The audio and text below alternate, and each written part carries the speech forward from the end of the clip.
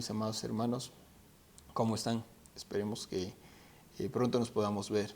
Y espero que mientras tanto se encuentren bien, con salud, con paz dentro de sus hogares, con sus familias. Mis queridos amigos, mis hermanos en Cristo, he querido preparar una sencilla palabra y espero que sea de edificación para su vida, tanto como es para la mía. Sobre todo en estos tiempos de angustia y de incertidumbre que el mundo está atravesando. No quiero minimizar el gran peligro que acecha en nuestras vidas con este virus.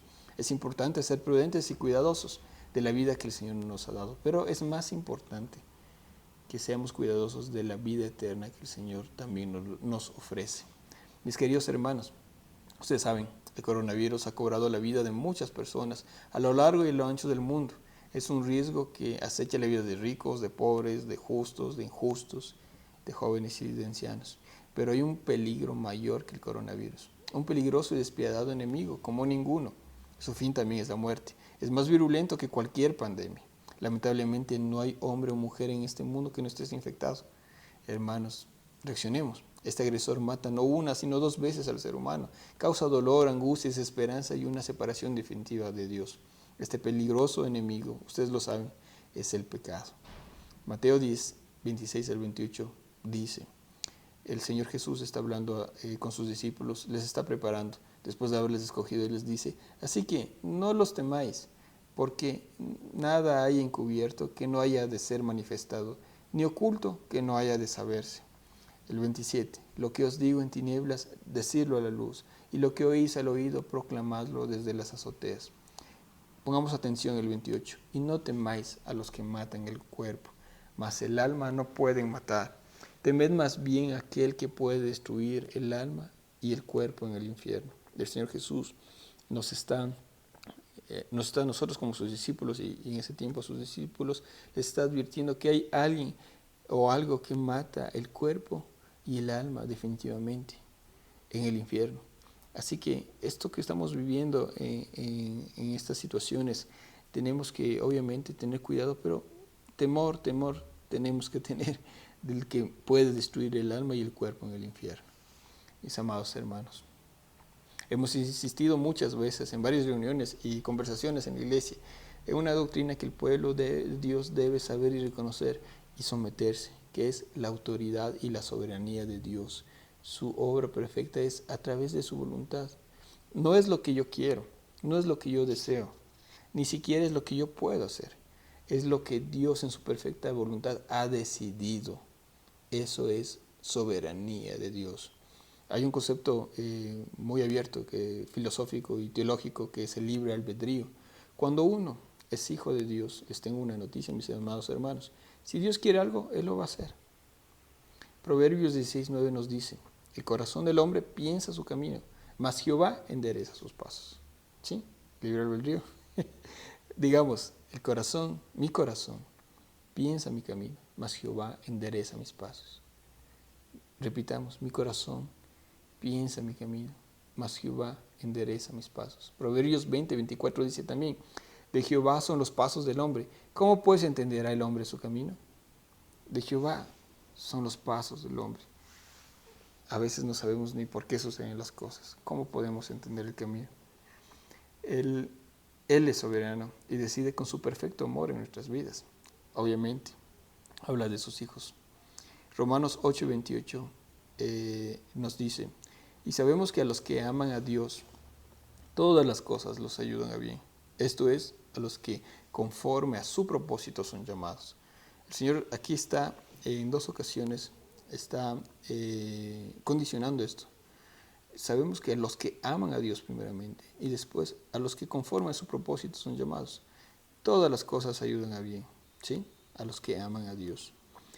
A veces las cosas tristes, no solo las fáciles, no solo las felices, son para bien, sino que muchas veces el Señor tiene preparado situaciones en nuestra vida dolorosas, las cuales tienen un propósito de bien. ¿Pero esto para quiénes? Para los que aman a Dios, para los cuales fuimos llamados y escogidos por el Señor. Porque a los que antes conoció, también los predestinó para que fuesen hechos conformes a la imagen de su Hijo, para que Él sea primogénito entre muchos hermanos. Por eso es que nosotros nos llamamos entre nosotros hermanos. hermana. Aquí está la razón, porque dice que Jesús es primogénito entre muchos hermanos, o sea, eh, todos nosotros los hijos de Dios. Y a los que predestinó, a estos también llamó. Y a los que llamó, a estos también justificó. Y a los que justificó, a estos también glorificó. ¿Qué pues diremos a esto? Si Dios es por nosotros, ¿quién contra nosotros? ¿Sí? Les pregunto, mis hermanos, esta palabra de aliento, que es tan linda, ¿es para todos? No, lamentablemente no, pero no me malinterpreten. Nuestro Dios es bueno, pero Él se complace solo en sus hijos. ¿Qué quiere decir esto? Él ama al mundo, sí, por eso Él envió a su Hijo unigénito para que todo aquel que en Él cree no se pierda, mas tenga vida eterna. Ama el mundo, es obvio, pero Él se complace solo en Cristo y en los que son parte de su cuerpo. Mateo 3, 16 y 17, la palabra nos muestra un amor complaciente de Dios.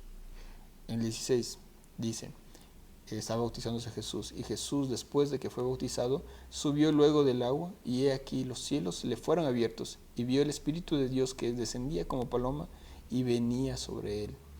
Y hubo una voz de los cielos que decía, este es mi Hijo amado, en quien tengo complacencia. El Señor se complace en sus hijos, ¿sí? Ama al mundo, pero Él se complace y tiene un amor complaciente solo en sus hijos.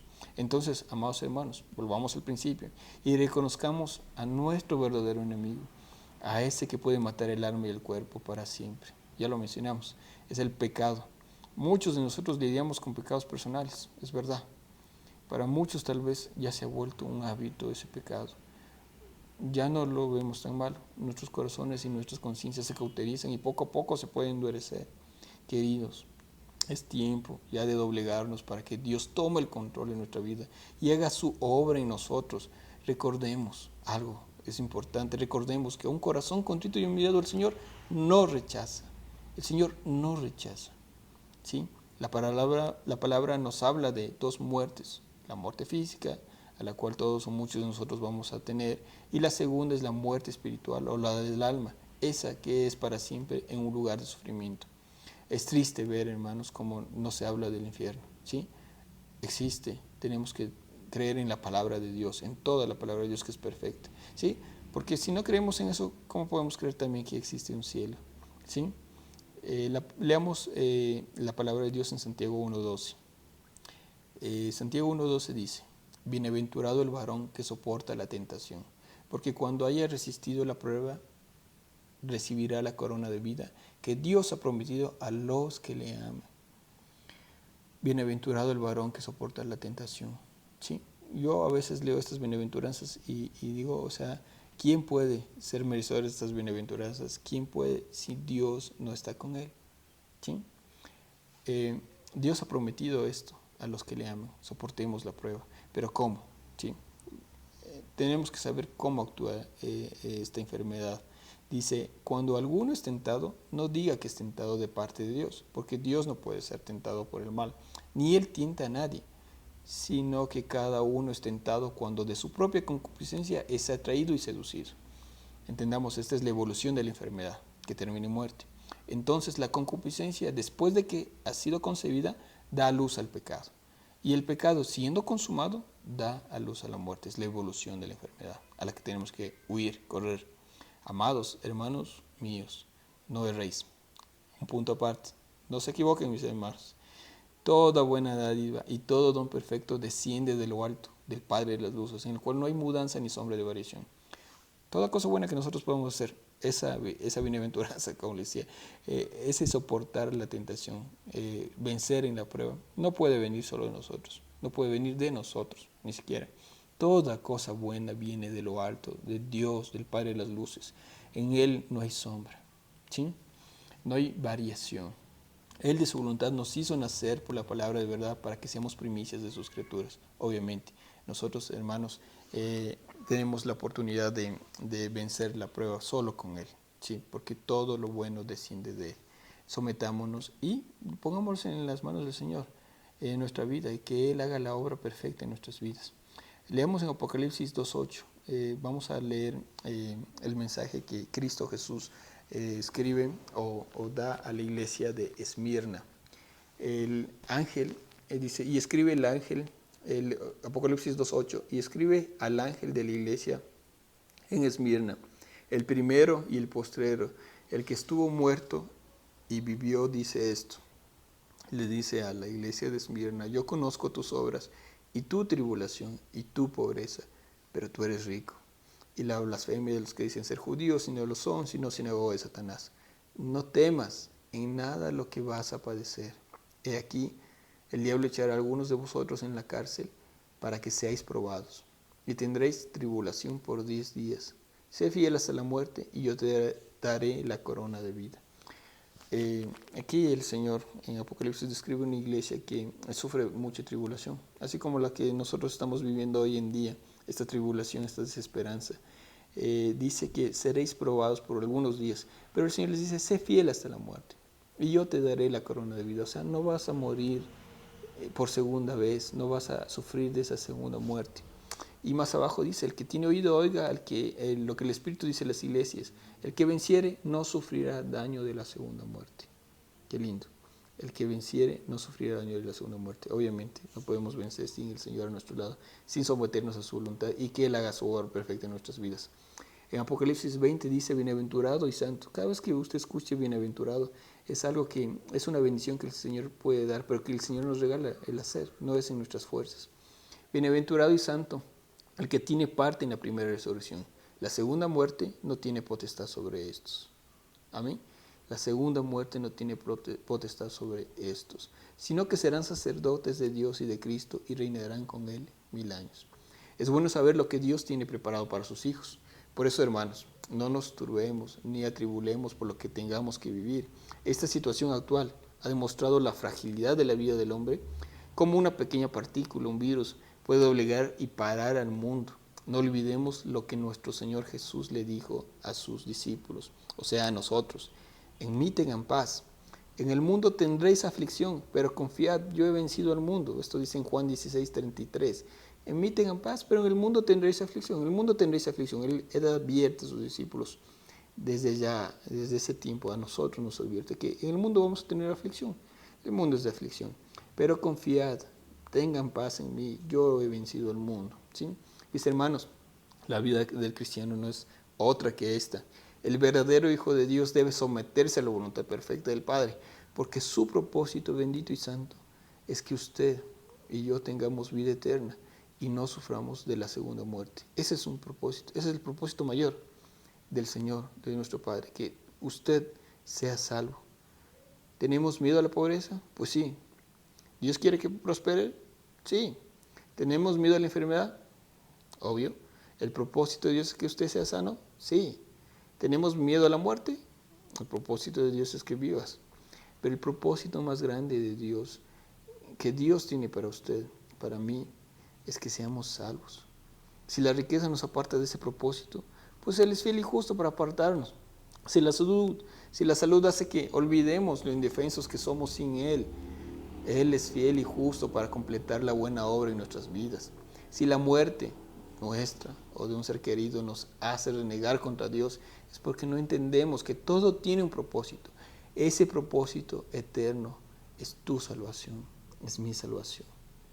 Ahora bien, si la muerte llega a un cristiano, nosotros, nuestros hijos, nuestra familia, tiene que tener pleno conocimiento de que a partir de la muerte en adelante el cristiano va a tener solo gozo, un gran gozo. Entendamos que la muerte para un cristiano es de gran gozo, pues tenemos que saber que Dios nos recibirá con los brazos abiertos para una eternidad de alegría y de gozo. La vida sigue a los que estamos aquí. Debemos entender y ser felices, alabar a Dios en todo tiempo, porque Él es bueno y soberano. Y entendamos que su voluntad perfecta es que seamos salvos. Isaías 57. Leamos Isaías 57, 1. Perece el justo y no hay quien piense en ello. Y los piadosos mueren y no hay quien entienda. De que delante de las aflicciones es quitado el justo. ¿Sí? Es lo que pasa cuando un justo muere. Obviamente nosotros somos justos o somos justificados en Cristo Jesús, obviamente. Entrará en la paz, descansará en sus lechos todos los que andan delante de Dios. Eso vamos a hacer cuando muramos. vamos a entrar en la paz, vamos a descansar en nuestros lechos.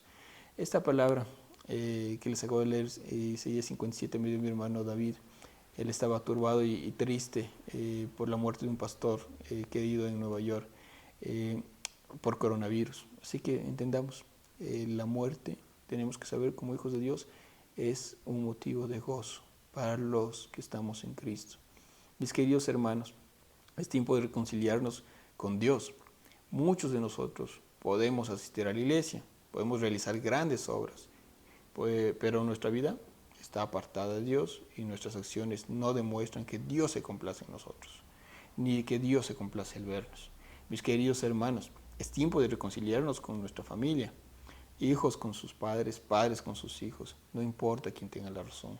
Los padres siempre hicieron lo mejor que pudieron. Los hijos nunca quisieron decepcionar a sus padres. Esposos, entre nosotros es tiempo de reconciliarnos. La vida es corta, pero la eternidad no tendrá fin. Mis queridos hermanos, es tiempo de reconciliarnos con nuestros enemigos. ¿Cómo podemos amar a un Dios a quien no vemos y no amar al prójimo que vemos? Cuando Jesús resumió los mandamientos en 2 para facilitar o dificultarlos, ¿no? Él nos dice amar a Dios sobre todas las cosas y a nuestro prójimo como a nosotros mismos. Son 2 caras de la misma moneda. No podemos hacer lo uno sin lo otro. Debemos cumplir sus mandamientos. No podemos tener la moneda y no tener las 2 caras, ¿sí? Mis queridos hermanos, es hora de que el pueblo se reconcilie con Dios y nos volvamos a su palabra. No a lo que creemos que Dios es, sino a lo que Él es realmente. Si mi pueblo se humillare, si se humillare mi pueblo, sobre el cual mi nombre es invocado, y oraren y buscaren mi rostro, y se conviertan de sus malos caminos, entonces yo oiré desde los cielos, y perdonaré sus pecados, y sanaré su tierra. Mis amados hermanos, que el pecado o la falta de amor con nuestro prójimo no nos impida agradar a Dios. Coja el teléfono, llame a esa persona con la cual tiene un asunto pendiente. No tema, esta es una buena ocasión para llamarles, para reconciliarse. No con altivez, sino con temor, porque Dios, nuestro Dios, sopesa el corazón. Hablemos con ese familiar con el cual no hemos hablado, pidamos perdón entre nosotros y busquemos a Dios. Y si es posible, y si usted tiene esa bendición, hágalo con su familia. Amén, hermanos. Dios les bendiga. Les amamos mucho.